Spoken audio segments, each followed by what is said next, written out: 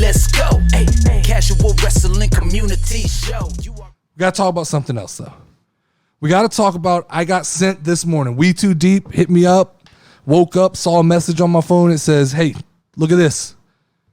Tony Khan just sent out a memo kind of reshaping the safety guidelines of what you can and can't do inside of an AEW match.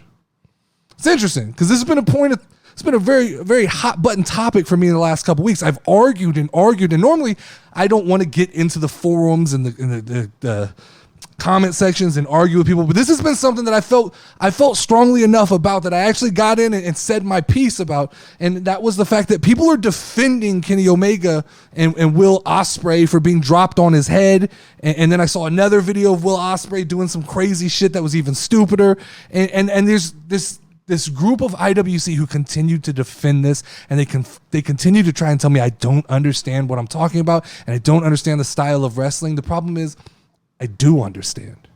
I do understand the style of wrestling. I do understand what you're trying to say. It's just wrong.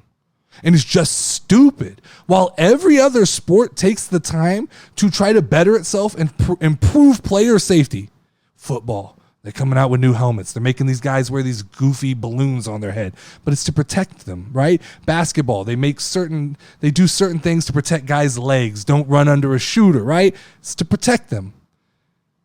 Tony Khan finally steps up to the plate, puts out this memo to protect his wrestlers. I get it because I saw Kenny Omega's reaction. I saw Kenny Omega. Here, I have the quote right here. There's a lot of people criticizing who don't have my best interest at heart. That's bullshit. That's a fucking lie. I have your best. The people who tell you you're doing a good thing, they don't have your best interest at heart. I have your best interest at heart because at 60 years old, I want you to still be able to think straight, talk to your family, and walk. So that's a bullshit statement. They just want to put a dark mark on that match, which is a performance I'm extremely proud of. I got no problem that you're extremely proud of it. Probably 90% of that match was fine. There's just some stupid shit that you could cut out that match would still be held in high regards. He goes on to say, and performances like that will be few and far between as I get older and older. Okay, I mean, I assume you could get dropped on your head until you're 60 if you really wanted to. There are people who want to complain and put themselves on a pedestal by saying what we did was dangerous. Fuck a pedestal. That's not, I don't need a fucking pedestal.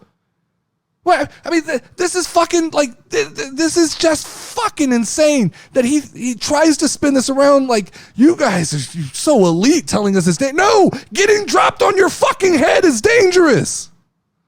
Like that's, I just absolutely cannot believe getting dropped on your head is dangerous. I don't know what else to tell you, Kenny. I don't need a soapbox. I don't need a pedestal. No person in their right mind will let someone pick them up and drop them straight onto their head. I don't care how many people clap for me. I don't want it. He continues saying, well, you think? So I've been asked, why do we do it? It made sense in the match and it evoked emotion. I mean, if you pulled a gun out and shot him, I'm sure it would evoke emotion. But it's just like some things that are fucking off limits. If you pull a fucking sword out and cut his arm off, we're going to fucking react to it. It'll be the most talked about thing on the next day. But it's not okay.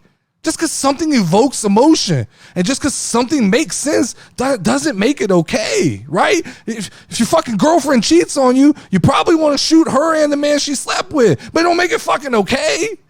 It evoked emotion. It made you want to do some shit. The situation probably called for it. It's not the right fucking thing to do. He goes on to say, and we both knew that I would end up coming out of the move unscathed. You knew that?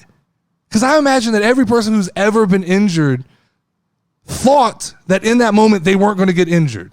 Every person who's ever turned an ankle, every person who's ever broken their neck, broken their arm, I imagine that they didn't look at it and go, I'm probably going to break my neck right here. Every skateboarder, every boxer, I mean, he goes on to talk about boxing. He says, look at the way Mike Tyson boxed. His style was so dangerous. He stayed close to his opponent. What he was doing was just a boxing style. Should he have fought more stick and move and waited for a counterpunch? Wouldn't that have been a better option for his brain? Did he understand how dangerous it was? But that's what made him Tyson. But he was really fighting. I imagine that if Mike Tyson thought he could have won not doing what he did, he would do that.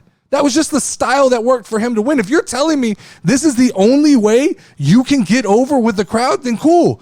You're a bad professional wrestler. If the only way that you can get a reaction from the crowd is to get dropped on your head, you're a bad professional wrestler. It's just like as a podcaster, if the only way I can get over with listeners is to say real wild shit. There's a ton of podcasters out who do this, who just always take the anti-opinion.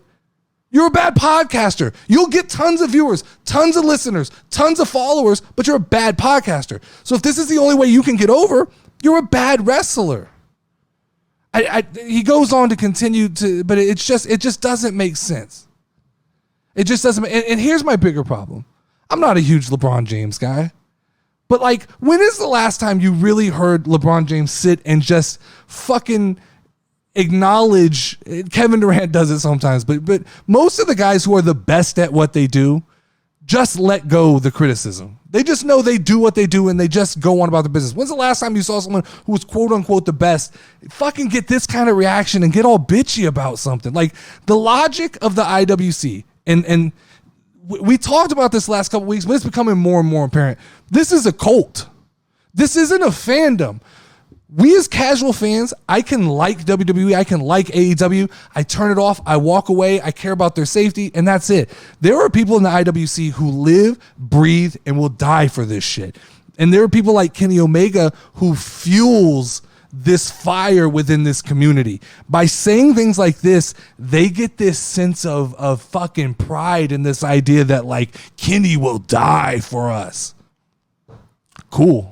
And then you'll just move on to the next guy who does stupid shit. Like, it's insane. The delusion of Kenny Omega to think that it is people on a soapbox telling him you're wrong. It's not. It's not people on a soapbox. It's people.